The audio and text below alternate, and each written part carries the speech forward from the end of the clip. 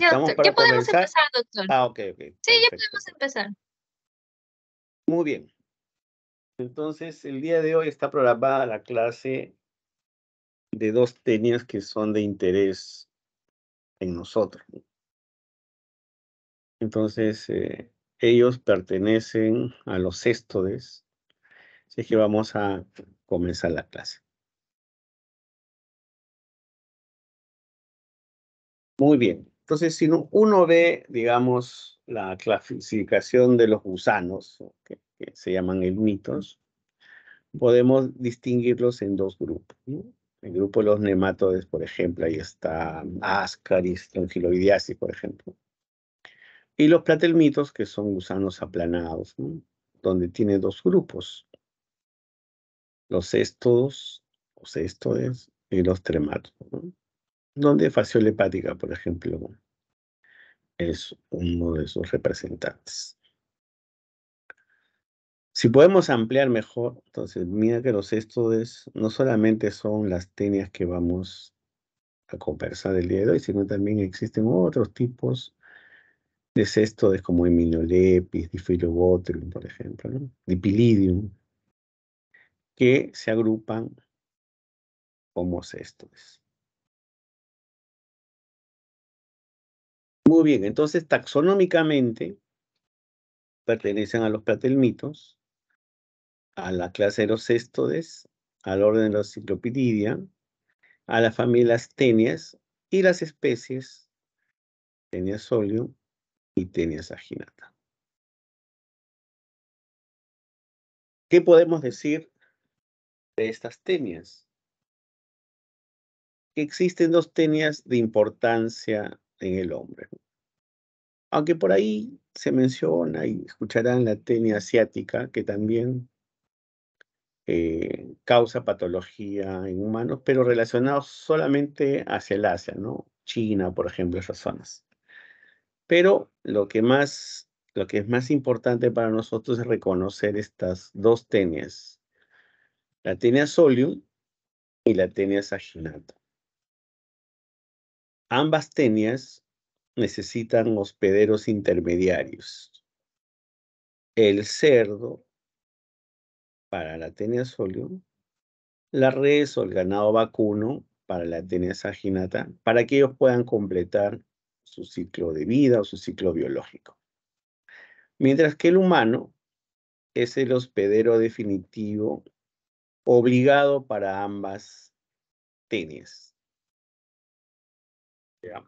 Pero aquí hay una cosa que debemos remarcar, que cuando uno se infecta por tenia solium, entonces el humano puede sufrir dos enfermedades.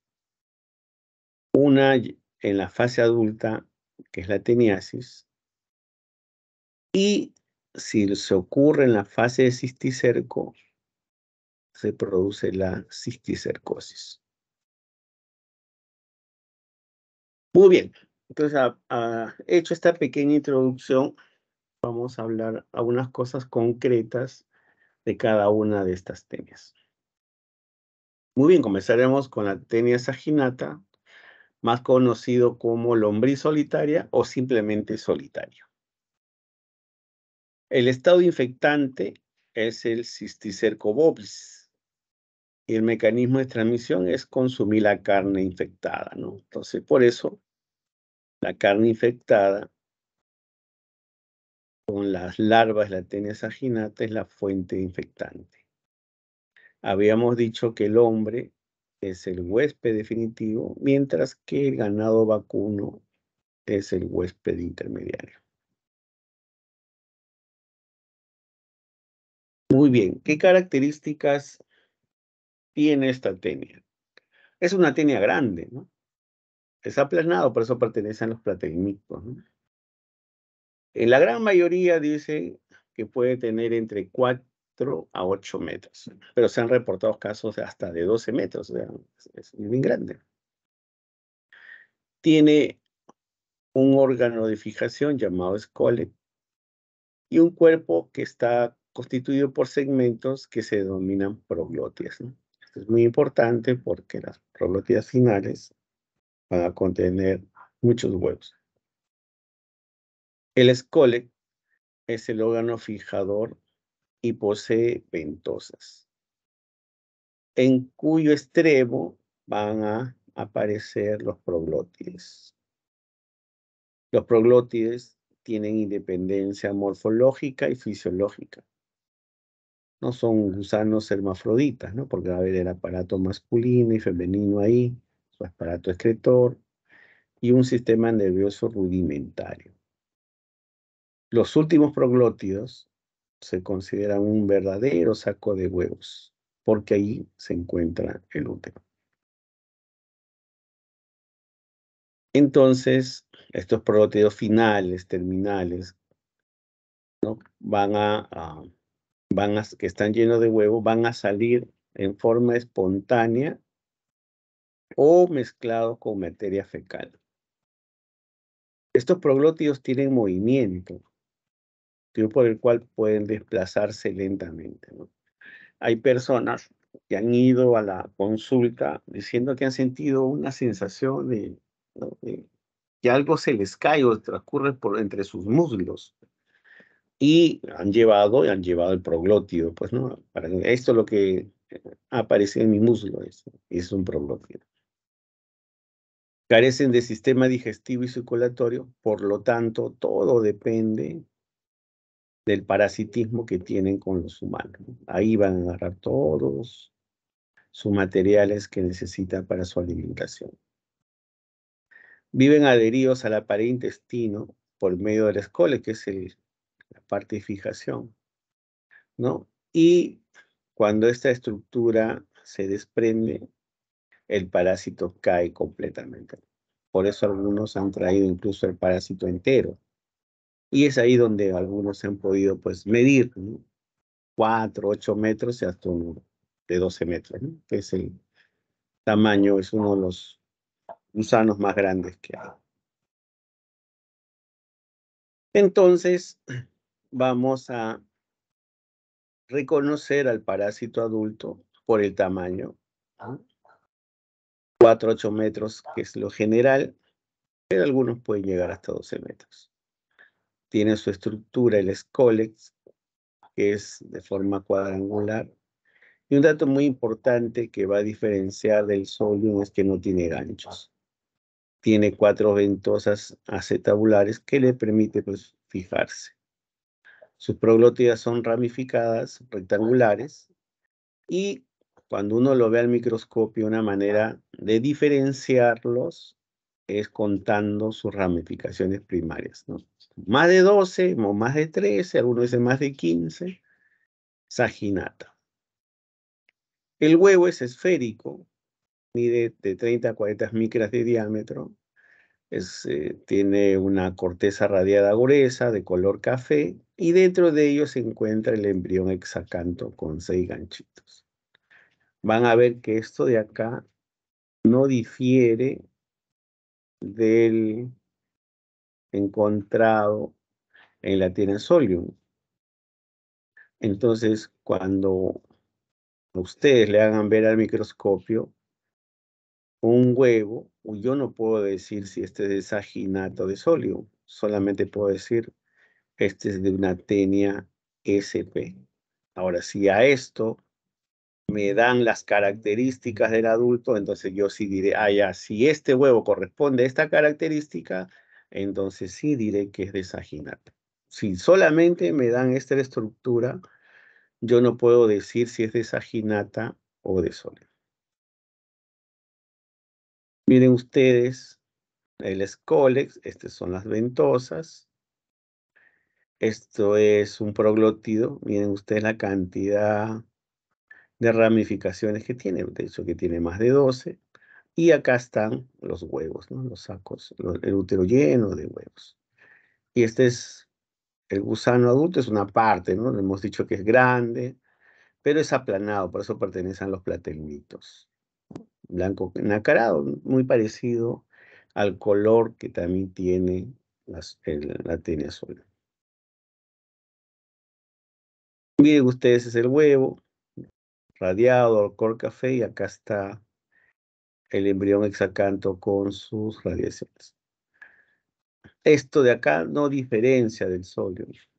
Por eso solamente se le pone huevo de tenia SP, ya, sin especie conocida.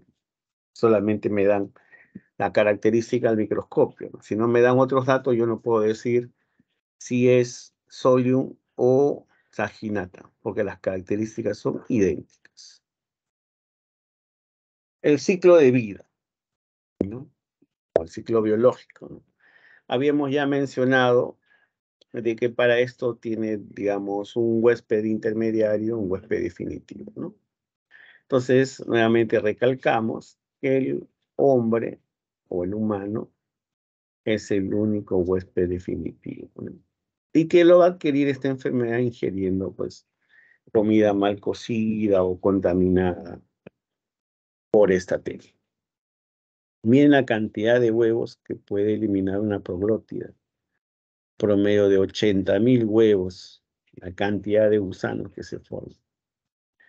Que pueden ser liberados proglótidos en forma espontánea por ese movimiento que tiene o mezclado con la materia fecal. Cuando estos proglótidos caen a la tierra, se van a desintegrar y van a liberar los huevos, ¿no? Donde está el embrión. Entonces el ganado vacuno va, la res o el ganado vacuno va y se comen estos huevos que tienen al embrión sacando. Una vez que el embrión es ingerido por el ganado vacuno, va a liberarse en el intestino delgado del ganado, van a penetrar la pared del intestino y por circulación va a llegar al músculo estriado. Es ahí donde se va a enquistar, llamándose cisticerco. Y dentro de este cisticerco se va a encontrar el escole. A ser ingerido esta carne contaminada con el cisticerco por el hombre, se va a renovar nuevamente el ciclo. Entonces pasaría ya al ciclo en el hospedero definitivo. Entonces, este es un gráfico donde usted ve en el suelo la presencia del proglótido que al desintegrarse va a estar el huevo expuesto. Entonces el ganado vacuno va a ingerir el huevo y se va a ir hacia su intestino delgado. Ahí va a eclosionar, va a aparecer el sacanto libre, va a penetrar la pared intestinal del ganado vacuno por vasos sanguíneos, va a llegar a la musculatura estriada del ganado vacuna y ahí va a convertirse o se va a enquistar llamándose cisticerco. Entonces, el hombre, al ingerir esta carne contaminada, donde va a encontrarse el cisticerco bovis, que es viable, va a irse al intestino del humano, se va a liberar y mediante el escole que tiene se va a fijar en la pared del yeyuno y es ahí donde va a comenzar a crecer. Ahí se va, ¿no? Acá está cómo crece. Y va a liberar los proglótides que tienen la cantidad de huevos, 80.000 como promedio, mediante la defecación y nuevamente el ciclo se repite. O puede liberar todo el gusano si la parte de fijación, que es el escólex, se libera y sale todo. Entonces, eso es el ciclo de vida de la tenia saginata. Muy bien, hablemos ahora de la tenia solium. Al igual que la tenia saginata tiene un estado infectante que es el Cysticercus cellulosae, El otro era bovis, este es el eusae. El mecanismo es el mismo, o sea, la ingesta de comida o carne contaminada por las larvas, en este caso, de la Taenia sol. Y aquí habíamos dicho una gran diferencia. Normalmente, el hombre es el huésped definitivo, al igual que Saginata. Y el intermediario, en este caso, es el cerdo. Puede ocurrir que el hombre sea un huésped intermediario de forma accidental. Aquí se va a producir la teniasis y aquí se va a producir la cisticercosis.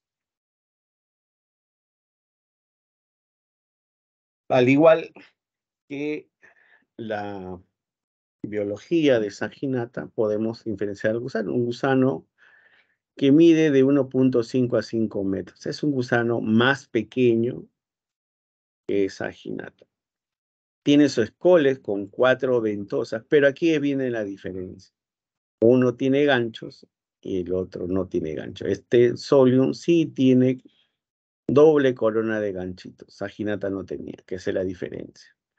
Sus proglótidas son iguales, rectangulares. Las grávidas, aquí, mientras que el otro era más de 12, más de 13, más de 15, que puede ser otro, aquí es menos de 12. Es una manera de diferenciar al gusano adulto del Solium del Saginata. Pero el huevo es imposible diferenciarlo. Es esférico, mide igual que el otro, 30 a 40. El embrión es radiado, tiene el embrión exacando, también es de color café. Entonces, si yo solamente veo el huevo, yo no puedo decir que esto es Solium o Saginata, como habíamos mencionado. Aquí miren ustedes la representación del gusano. El escoles con su ventosa, y acá está el rostero con su ganchito, ¿no? Parece los cabellos del gusano. Su cuello y todos los proglótidos, ¿no? Los que están cerca al cuello son inmaduros, por lo que está la parte final, los maduros donde están, los proglótidos maduros donde están los huevos, ¿no? Porque ahí se encuentra el útero. Es igualito que el saginato, sino que esto es más pequeño. Y la diferencia es el escole. Acá tienen ustedes la representación. Miren, ustedes igualito es el huevo. Yo no puedo diferenciar, ¿no? Si este es solo un saginato, imposible. Pero si a esto me dan estos datos, sí yo puedo decir, ah, ya, si este huevo corresponde a esta descripción que tiene 4 ventosas, o escole con ganchos, ah, ya, este es sólido. Y si por ahí me dan el tamaño, diré pues que de repente es sólido, ¿no? Promedio 1,5 a 5, mientras que el otro es mucho más grande. Pero solamente viendo la estructura del huevo, imposible. Entonces, uno en el examen, si le ponen huevo, pone pues huevo de TNASP. No puedo decir la especie. Si solamente viene esta pregunta. Si le agregan alguna característica al adulto, entonces ahí sí, pues estoy obligado a poner el nombre y apellido. Muy bien, entonces la estructura ya tenemos que es el escole, 4 ventosas, con ganchos, esa es una diferencia. El cuerpo formado por proglótidos que son hermafroditas, donde van a estar los proglótidos terminales o maduros llenos de huevos. Igualito que el saginata, habita en el intestino del humano y al igual que saginata, los proglótides llenos de huevecillos pueden salir en forma espontánea o ser expulsados con las heces. Muy bien, aquí tenemos el ciclo biológico, ciclo de vida de la tenación. Al igual que saginata, el proglótide que tiene lleno de huevos son eliminados en la tierra. En este caso ahora es el cerdo que va a ingerir el huevo que tiene el embrión exacante. en el intestino delgado del cerdo se va a liberar el embrión hexacanto. Va a ingresar por el intestino, va a agarrar la circulación sanguínea y se va a alojar en el músculo estriado del cerdo, como enquistamiento o un cisticerco, ¿no? Ahí va a estar. Hasta que llega el hombre, sin saber se come esta carne infectada, ingresa este cisticerco y a nivel del duodeno se va a comenzar a imaginar el parásito, va a salir y se va a liberar este embrión hexacanto, se va a formar el escólex en la pared intestinal y luego va a comenzar su crecimiento.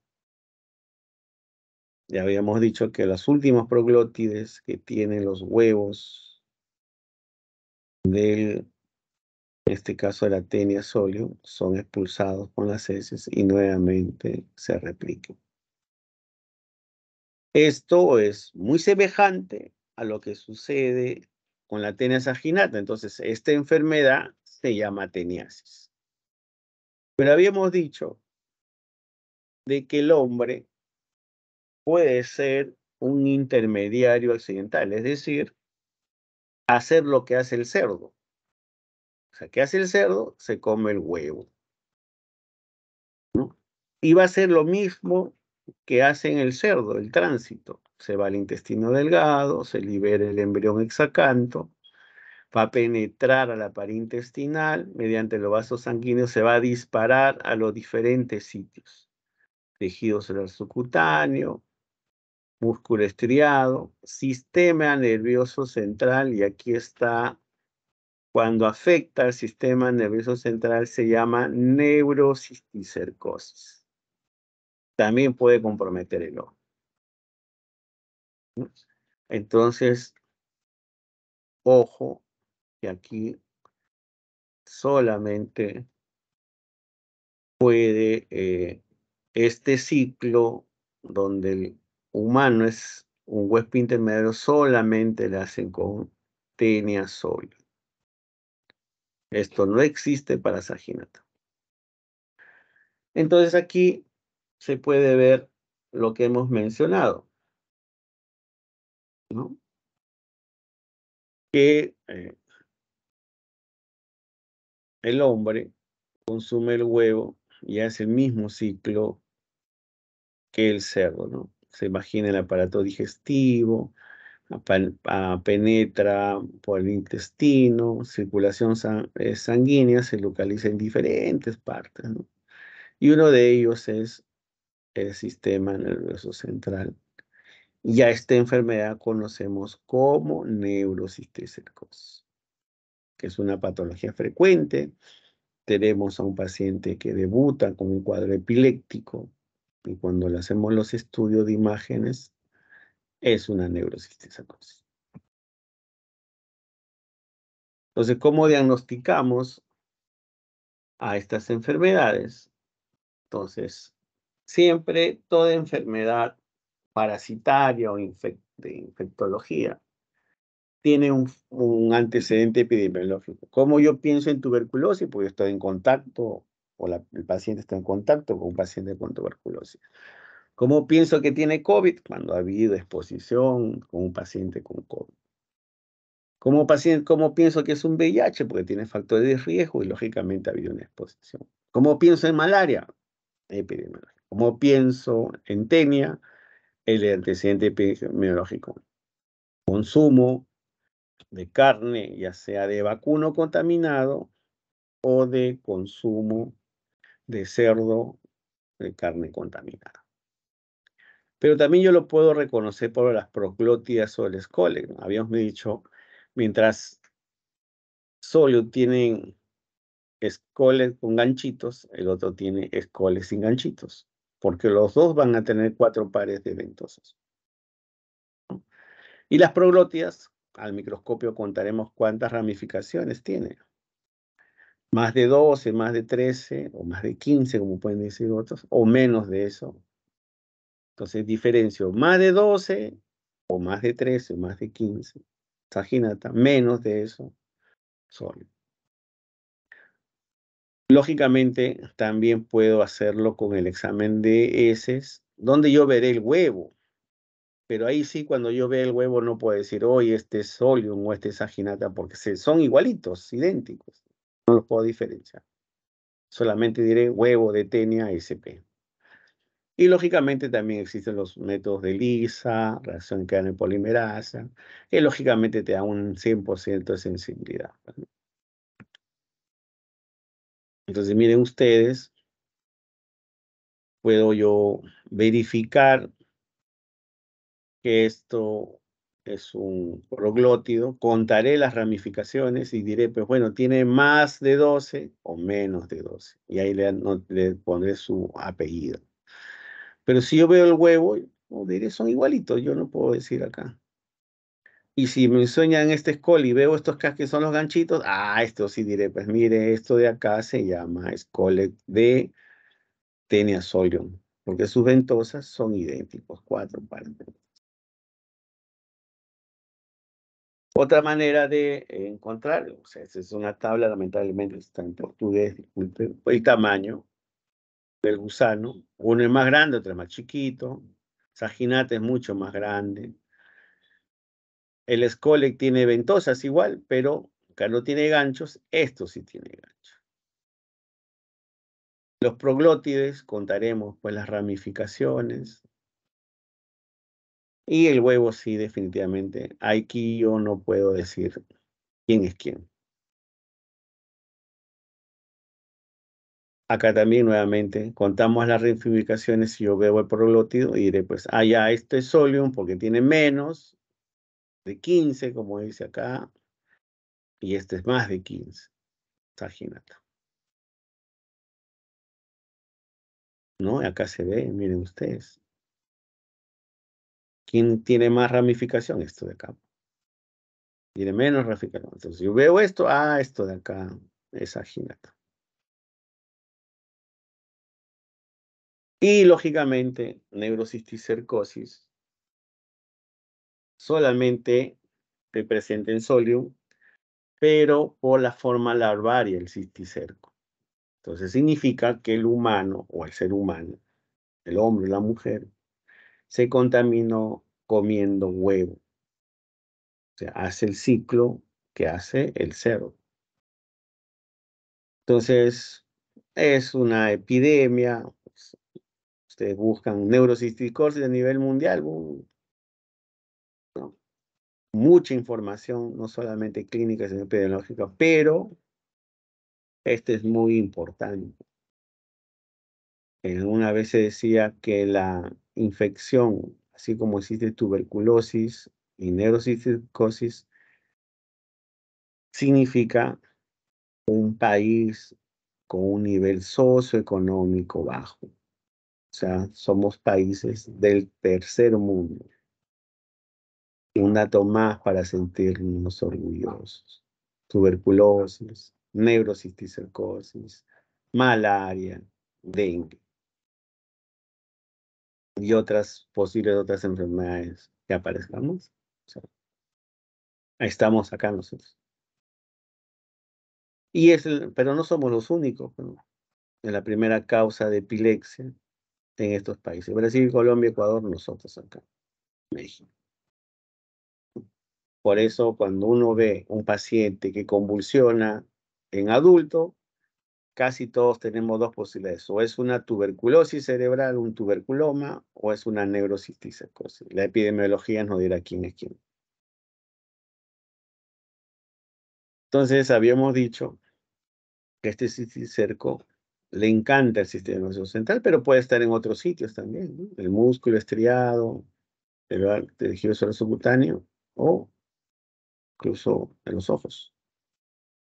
La sintomatología va a depender pues, de la cantidad de quistes. La gran mayoría son asintomáticos. Pero cuando hay en neurocisticercosis molestias, el paciente puede convulsionar o puede tener esas famosas cefaleas crónicas. Las cefaleas crónicas Dentro del estudio está una tomografía, y entonces cuando sale la tomografía encontramos ahí un hallazgo de neurocisticercosis, porque a veces ahora la medicina ha cambiado tanto que el paciente viene por cefalea, de frente sacan tomografía, ya no preguntan qué característica tiene y todo eso, ¿no? Entonces, no es raro que en esos estudios que se hacen encuentren a, al cisticerco a nivel cerebral. Acá están las imágenes, neurocisticercosis. Ojo que puede ser mortal, puede matar a la persona. O sea, en el sentido de una crisis convulsiva, lo puede matar y le hacen la necropsia y puede encontrar. Esto es solamente como información, no es que no lo tomen porque no es una clase de medicina interna. El cisticerco puede tener 4 estadios. El vesicular, hay una mínima inflamación. El estadio vesicular coloidal, donde se presentan los síntomas, el dolor de cabeza, se puede presentar incluso la convulsión. Después sigue el granular nodular, que ya prácticamente el parásito está muerto. Aquí son viables. Y el calcificado es que lo que vemos con mucha frecuencia. Entonces aquí ya no se da tratamiento, aquí sí se da tratamiento. Y entonces acá hacemos el diagnóstico, siempre la epidemiología, el líquido cefalorraquídeo para hacer el Western blot, el ELISA, PCR, lo que habíamos mencionado, recién cadena de polimerasa. Pero también podemos utilizar imágenes, tomografía, radiografía, resonancia en extremos, ¿no? Ahora nos encanta pedir resonancia. Y el inmunoblot, ¿no? El Western blot del líquido cefalorraquídeo, que nos dirá, pues, que sí, pues tenemos ahí neurocisticercosis. Pero cuando están ubicados en otra parte, por ejemplo, músculo estriado, lengua, podemos recurrir a la biopsia. Entonces, hacemos la interconsulta a los amigos cirujanos y ellos le hacen la biopsia, lo mandamos a anatomía patológica y nos dice, oh, sí, esto es cisticerco. Miren ustedes, una tumoración en lengua. ¿Quién se va a imaginar que esto va a ser una o una cisticercosis? Ah, no, este es un señor, o señorita, o señora, usted probablemente un tumor de lengua, o cisticerco. Paciente que por esas casualidades tuvo una contusión y por accidente de tránsito le sacaron su placa para esa fractura y encontraron todo esto de acá, cisticerco. Tomografía, acá está la neurocisticercosis, y una resonancia, ya este es brutal, porque este paciente está demenciado ya, que ya no hay cerebro, ya. Todo ha sido carcomido por la neurocisticercosis. Y esta es una tabla final de cómo poder diferenciar las tenias, ¿no? Solium saginata, ya sea por el tamaño, por las características del escólex, por las características de los proglótidos no maduros o los grávidos, el escólex nuevamente. Muy bien, entonces eso es la clase del día de hoy que corresponde a lo que es tenia, que es parte de la familia de los platelmitos y del grupo de los céstodes. ¿Alguna pregunta del grupo?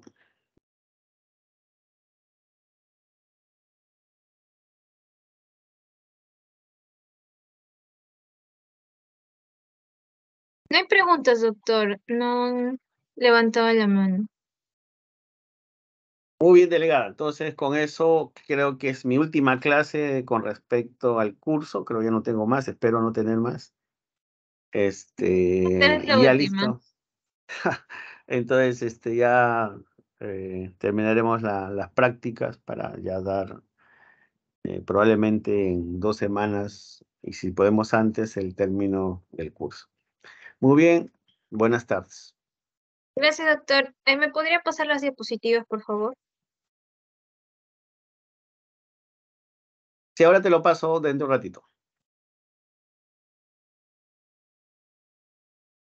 Gracias, doctor. Hasta luego.